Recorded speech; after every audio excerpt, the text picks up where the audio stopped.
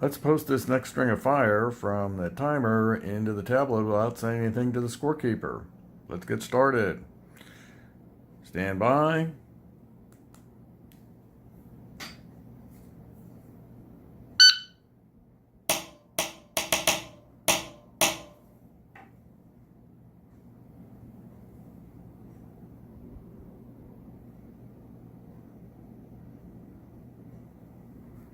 Hey, that was pretty nifty. I didn't say anything to the scorekeeper, and that time of 361 was posted.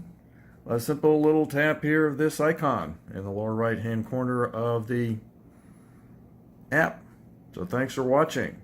Now I got more stuff to show you. We're going to talk about at length, ad nauseum, about the Commander Shot Timer by AMG Labs. Got a whole series of videos to talk about it because we're going to evaluate whether or not the Dallas Pistol Club wants to buy these Commanders shot timers and replace the brands that we have. So stick around after the commercial and watch the video and watch some other videos. We'll have some information for you so you can make the best decision when you're trying to spend somebody else's money and go to the board of directors and get them to agree. Thanks. Hey, thanks for tuning back in after that exciting teaser showing you this Commander shot timer posting shot time scores to the Practice Score app on the tablet. Pretty cool deal. And if that's what you're looking for, hey, go for it. I'm not going to hold you back here, but I'm doing this evaluation on behalf of the Dallas Pistol Club. Hey, let's get in the commercial and get that out of the way. Dallas Pistol Club is a private club, currently since the 1970s, located in Carrollton, Texas. We are a private club, but we host a number of matches every month. Go to the website. You can see down below there in the trailer. Pretty much every Saturday and Sunday, year-round, hot or cold, we're going to be there. We certainly welcome non-members. Most of the shooters I experience meeting there at a match are not members, but they enjoy the hospitality of the club, so please come on out. Check out the schedule, find out a particular firearm that you might be interested in, put it on your schedule. The only thing we don't shoot at our club are centerfire rifles. The permit from the city of Carrollton does not allow the civilians there. The police, adjacent police range, they do it all the time, but as a civilian component, we don't use any centerfire rifles. But come on out and join the matches. If you would like to just observe and see what a match is like before getting involved and spending the time and the money, please come as an observer. You will sign a release of liability to the club and bring your own eye and ear protection. So we'd love to have you as an observer, but better yet, come on and out and shoot in one of our matches. We host our own matches, but also we do sponsor or host the annual Glock match. You can see the website there if you want to know more about it. It's usually late April, early May, and mark your calendars for 2020 accordingly. It's already been scheduled for the last weekend in April of 2020. So we'd like to see you there for a Glock match or one of our matches. And a shout out to Bob Irving, one of our more involved members there, for loaning us his personal Commander timer.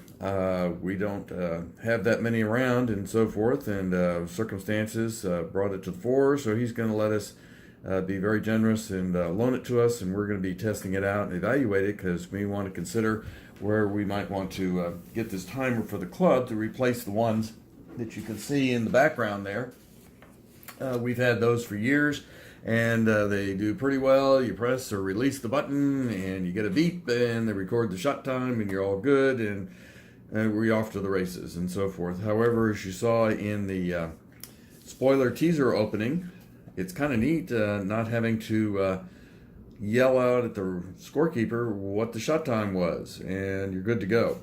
Now, this evaluation is different for a club than it would be for an individual. Hey, you can spend your own money as an individual. You might like the features or less like the features that I emphasize or de-emphasize as it might pertain to the club. But hey, go float whatever floats your boat there. You're all set. But one of the considerations that is for our club, besides the expense, and take a look at this.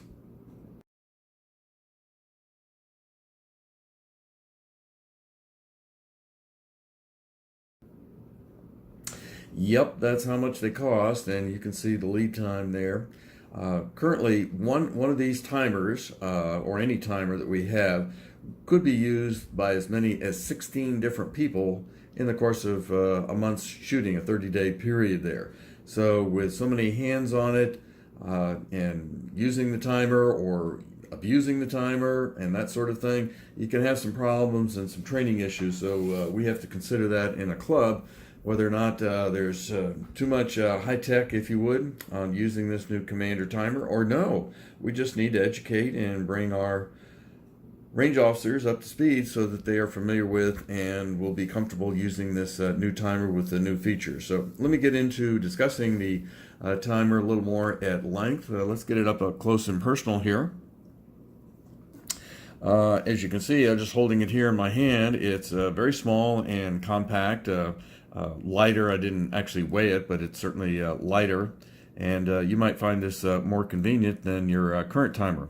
To turn it on, they got just two simple buttons here on the top. On the left is your power button, and to set off the beeper, you've got the go button. So let's turn the power on, just one simple little click, and the timer is on. And I've got it set up for a delayed beep, so let's hear what it listens.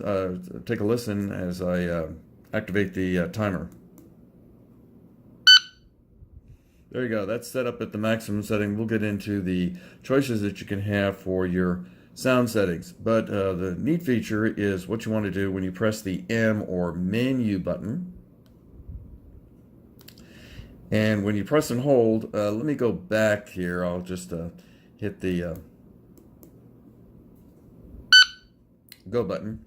Let's get, so when you press the M for menu button, just tap it briefly, you get the split times, and that might be useful to you as an individual, but for a club match, not so much. So just a simple little tap on the M for menu button. Now when you press and hold the menu button a little bit more, you get into changing the controls and the commands here. Now the first sequence you run into is the presets. You got 5 different presets, and that means you can have different levels of beep, loudness, the sensitivity level, the echo, and so forth, and I'll explain that. So you can have a multitude of different settings on preset. But as I mentioned earlier, one of the timers for our club during a 30-day period, as many as 16 different people would have their hands on the timer, and if they know something or they don't know something, they may change the presets. And so one range officer thinks it's preset 1 is going to work just fine for the match that he or she is working, and another range officer also thinks preset 1, but lo and behold, a third range officer changed it the previous Saturday. So neither one is correct as far as using this particular timer. So we wouldn't find that particularly helpful in using the presets. So let's move on, press the M. And this gets to the sensitivity. Now I've got a separate video showing that, showing it at the lowest setting. Just press the left arrow and it takes it down to a setting of 1. And then press it all the right pointing arrow all the way up to 10. So you get from 1 to 10. And no, you can't have 11. Those of you that are a fan of Spinal Tap know what I'm talking about.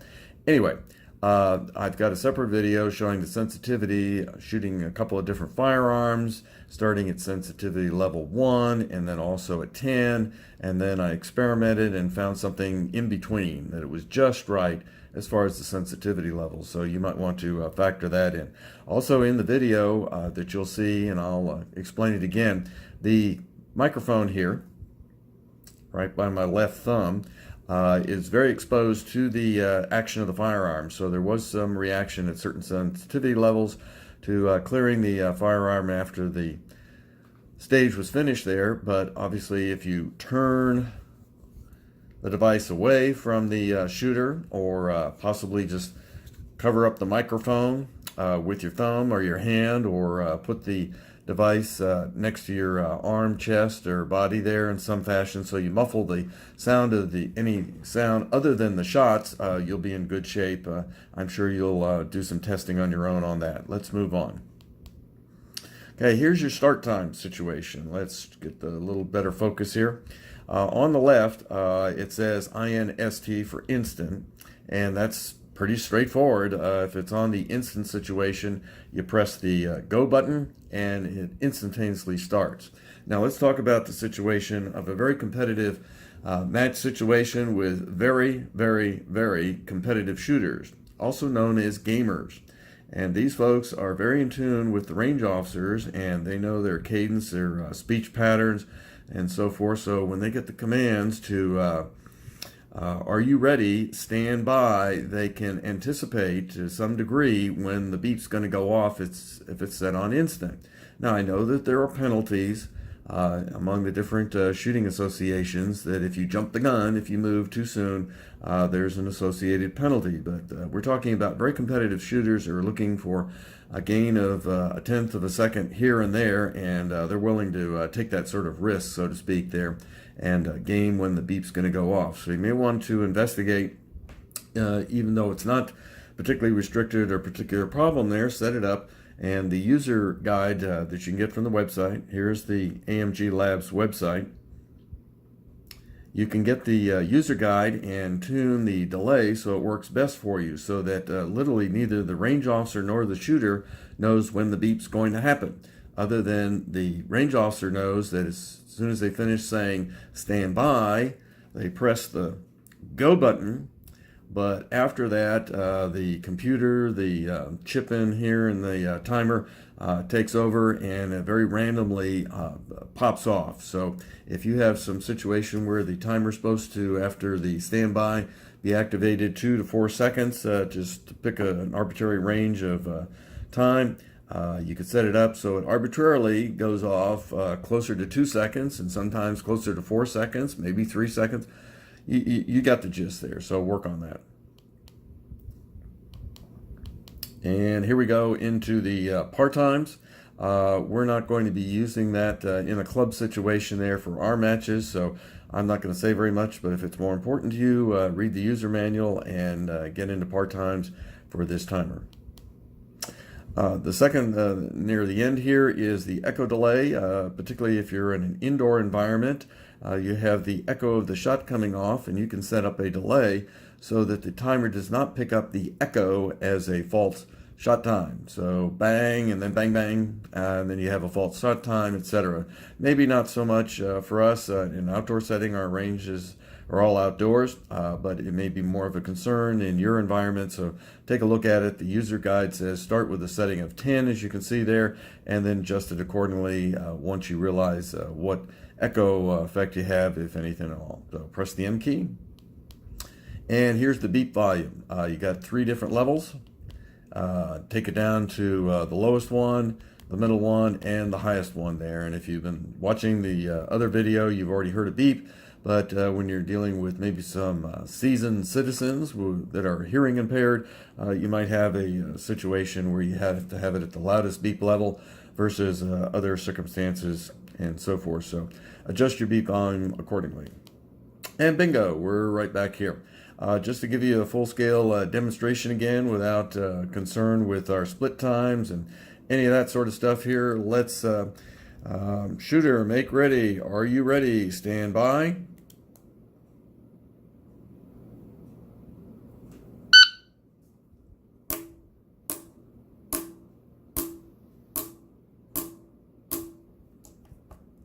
If you're finished, unload, show clear. I see clear.